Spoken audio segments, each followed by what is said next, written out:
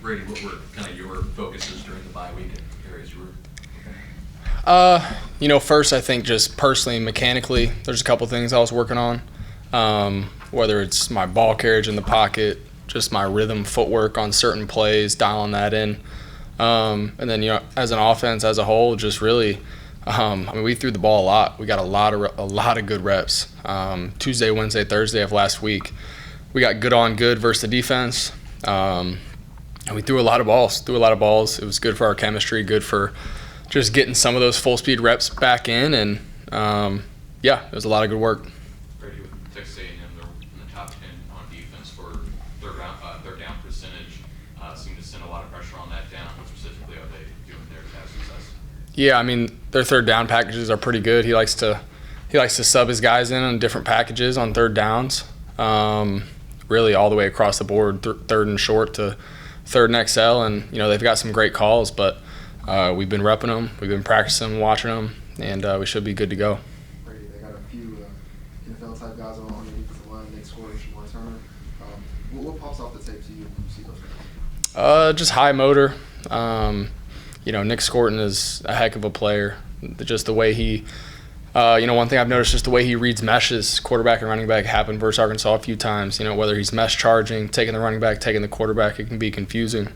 High motor. The way he pass rushes, the way he defends the run, the way he defends zone read. He's a heck of a player.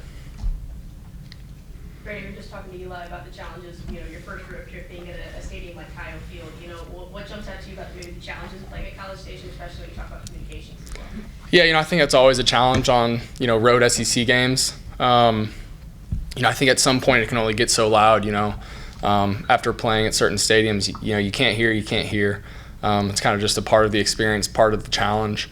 If helmet communications, if it's too loud to hear, we always have our signals and different ways to get plays in and communicated. So as long as we start fast and we're explosive early, hopefully that'll quiet them down a little bit.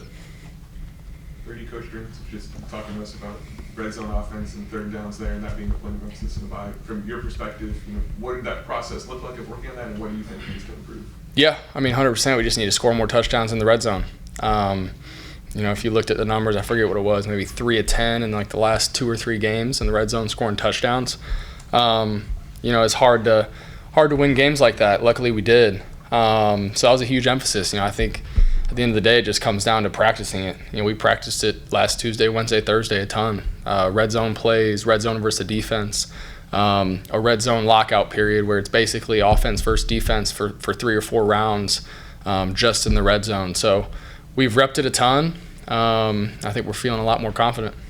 You mentioned, trying to throw some noise at you in practice. It's obviously not the same as Kyle Field, but what, in your experience, what things in practice have helped, and how does that help you deal with it once you get into the game? In my opinion, the noise at practice is actually louder. They put these big speakers, pretty much 2 feet right behind me, and you can't hear anything. It's loud. In stadiums, it's loud, but it's like a surrounding, kind of more distant loud. So it's a little different. I think it's, just as loud or louder or tougher to communicate.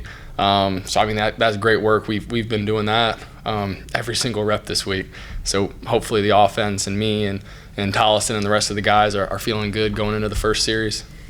Brady, what's your approach when you've got 2 weeks between a game? Are you in the facility every day watching games on the weekend, or do you take a couple days to get away from football? So I took Friday and Saturday. Those were kind of our off days. Everybody kind of gets out and watch ball like a normal person, and watch college football game day and all that stuff. It was fun. But at the same time, I'm not gonna lie, I had the call sheet out, had the ready list out, and there's always things to be doing on a Friday and Saturday where you can't really turn your mind off of it. That's the reality. You got Texas A&M coming up. Your mind never really turns off. I know you guys probably have gotten your own reminders of this, but when you see some of the things that happened last weekend, is it good? Hey, college football, weird things happen, and you got to be ready in a given day. Yeah, 100%. I think college football is crazy. There's things that can go down each and every game that you won't expect, and you got to be ready for it. I think at the end of the day, as long as you can, stay calm, battle adversity when it shows up, and trust what you've practiced all week. Whatever happens. There's going to be things that come up, situations that come up, crazy plays that come up. But at the end of the day, you practiced all week. Just execute it. Brady, from the last couple of years of experience, whether it was somewhere like Kentucky or Georgia, I know there's a few more people in Kyle Field than at Kroger Field, for example. But what have you learned about being able to handle a large home crowd, especially when you get down early like you did against Kentucky last year? I think, do your best to act like they're not there, really. At least as a quarterback, when I'm out on the field, there's already a lot going on that I'm focused on. Most of the time I'll come off the field after a series and I'll forget the crowd was even there. Obviously the noise is there, and that's a challenge for communication and different things like that. But as long as we can stay dialed in when we're out there and we're not letting it distract us and we're focused on what we need to be focused on, the noise is the noise, but you score points, they'll quiet down.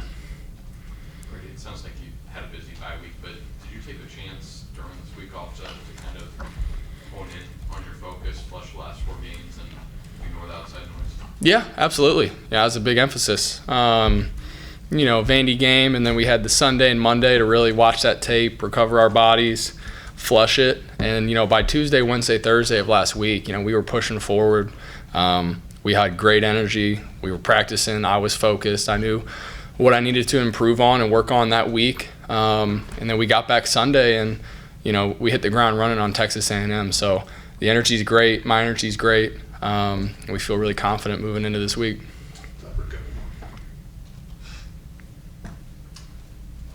Anything else? All right. Thanks, Brady. Thanks, guys.